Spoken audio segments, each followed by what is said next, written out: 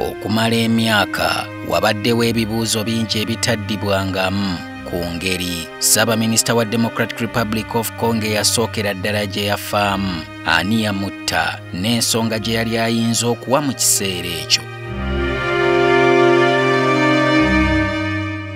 Patrice Emery wa Motolo Major Lumumba.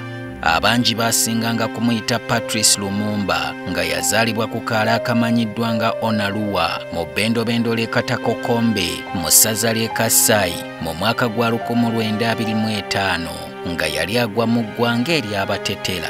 Buli nga 17 January ensi esiriikirira okujjukira ebyaliwo ku lunaku olwo mu mwaka gwa 1961 Lumumba bwe yattibwa mu bukambwe obutalojjeka naye nga kikyenye ekimulangibwa kugezaako kulwanirira bwetwaze bw'ensi ye bwe yali efunye okuva ku bafuzi b'amatwale Ababirigi.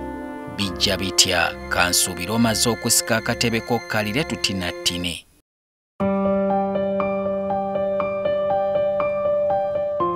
Democratic Republic of Congo yafuna obwetwaze bwayo okuva ku bakoloni Abagirimaani ng'ennaku z'omwezi 3 ogw'omukaaga 1960 wakati ng'ensi yonna eri mu lutalo lw'akasirise oba Cold War olwali lutojjera wakati w'Abakirimegga ababiri America ne Soviet Union.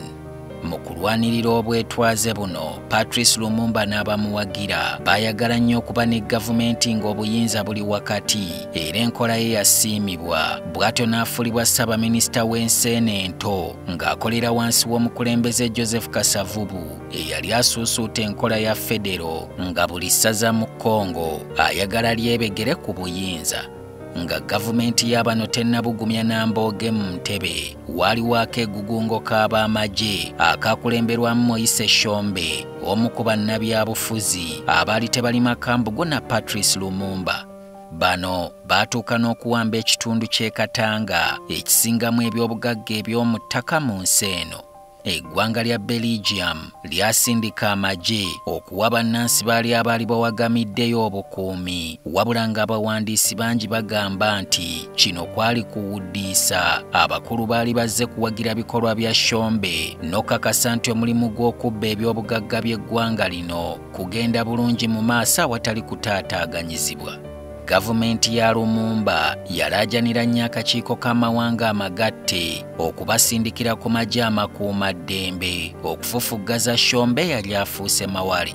Newankubadde UN yasindikayo abajaasi beetoolooleranga mu bitundu ate awali emirembe era ng'ebigenda mu maaso mu Katanga tebaabitaataaganyaako yadde eddakiika emu. Kino kyanyiiza nnyo Lumumba bw'atyo n'asalawo atuukirire banywanyi be aba Soviet Union okulaba oba nga banaamuyamba. Ono teyamanya nti agalinnye gye gava kubanga kino kyabangalaza America amatu ng'eyagala nnyo okumanya lwaki Lumumba yandibadde yeekwata ku basajja bano bwe baali batali makambugu. Soviet Union mu kusoomooza yakkiriza okusaba kwa Lumumba wabula mu kifo ky'amagye bamuweereza bawi b'amagezi wabula era kino America kyagijigijja nga liggwa lya ttovu. Nga baluka oluka okuyita mu bambega baabwe aba CIA, America yamatiza omukulembeze w'eggwanga Kasavubu okunaabira Lumumba mu maaso ng'ennaku z'omwezi 5 Septemba 1960. Lumumba kuno yakulabanga kumuyisaamu gangege naye kwe kujjayo enjala n'alagira Kasavubu bw'aba mugezi ayabulire yafeesi y'obukulembeze ng'ono akyaliko akamwenyo. Gye byaggweera nga kumpi watondeddwawo gavumenti bbiri mu Congo nga buli omu ebiragiro by'ayagala byawa. Nga 14 Septemba amagye agaali gakulemberwamu mu kiseera ekyo Kano Joseph Mobutu oluvannyuma eyeeyongerako erya Seseseko Kukuwaza Banga nga gaali ku ludda lwa Kasavubu gasalawo okuggalira Lumumba mu maka ge. Kyokka waayita akaseera katono ng'ono abatoloseeko n'addukira mu kitundu ky'eggwanga ekirala gye yali alina obuwagizi bw'abantu ba bulijjo nga bungi.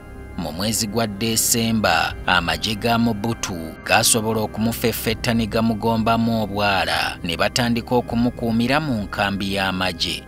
Oluvannyuma bano baatya nti banne ba Lumumba bandijja ne bamutaasa era baasalawo okumuggyawo nga kino baakikola nga 17 January 1961 ne bamubuusa ku nnyonyi y'ekika kya Namunkanga okutuuka mu kitundu ky'e Katanga abalabe be gye baali bamaamidde.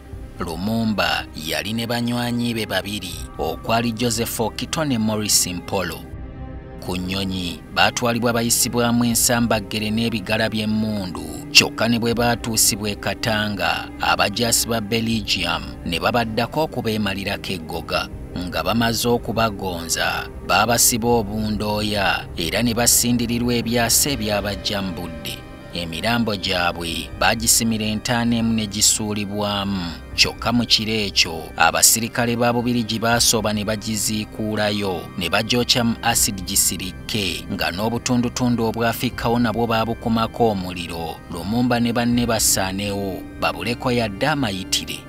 Wabula nga bwe yali enkola y'omweru ng'asse omulabe we ow'amaanyi, bano omulambo gwa Lumumba baasooka kugukuulamu agamu ku mannyo gatwalibwe ewaabwe ng'ekikopo kye bawangudde ku fayinolo z'empaka. Amawulire g'okufa kwa Lumumba gaasooka kusirikirwa kumpi okumala omwezi mulamba, wabula nga 13 February gavumenti y'e Katanga yavaayo ne alipoota enjingirire nti Lumumba yali atolose mu nkambi yaabwe wabula n'agwa ku bannakyala abakambwe ne bamukwata ne bamuwaata emigga egyamutta. Bannansi ba Kongo bennyini bino baagaana okubiwuliriza era Abakongo bangi abaali bawangaalira ebweru w'eggwanga beegattibwako abaddugavu abalala bangi okwekalakaasiza ku bitebe bya Belgium okwetooloola ensi.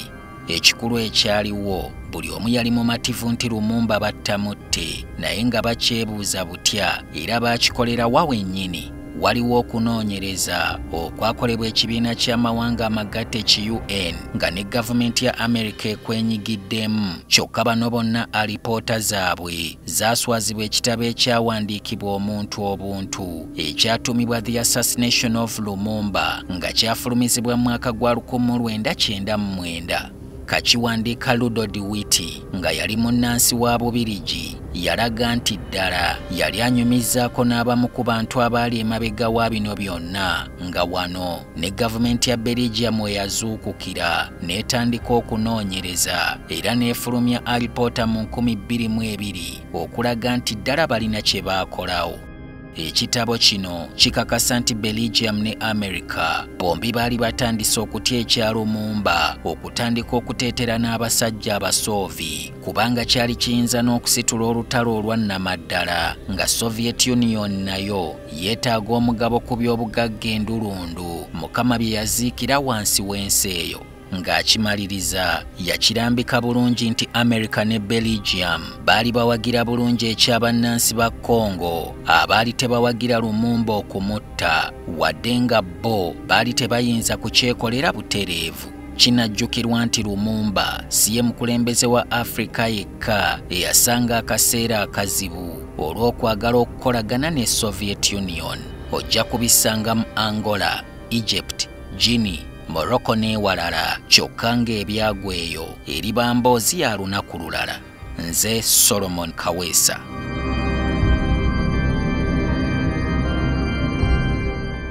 Bannayuganda ninawo obubaka obutalinda nga buntumiddwa musajja wa Katonda Omulanzi Jafari asangibwa e Nakisunga ng'oyitidde Mukono wa Antony. Abalondoolwa ebizibu eby'enjawulo ebibatunuza mpulunkanyi ng'owetulwalamusa abangi ng'amajini, emizimu, abaagala n'abayuugayuuga, omuntu walemedde mu kkomera n'ebirala. Bw'otuuka ewuwo ojja kukuba ssemukiti ng'embwa eyogereza. Musajja wa Katonda agenda kukwatako bukwasa akoomera essaala olwo akajagira kalamule ate nga n'akasiimo kaleeta omaze kulabako. Omulanzi Jafari alimu n'amaanyi ag'ekisalaziba nga bw'oyota ku kyoto kye kino ovaawo emikisa egyesiba gitadde n'ebizibu okukalirawo. Omulanzi Jafari mwangu okufuna ku nooti 7 nooti 38888 oba nooti 783 9888 13.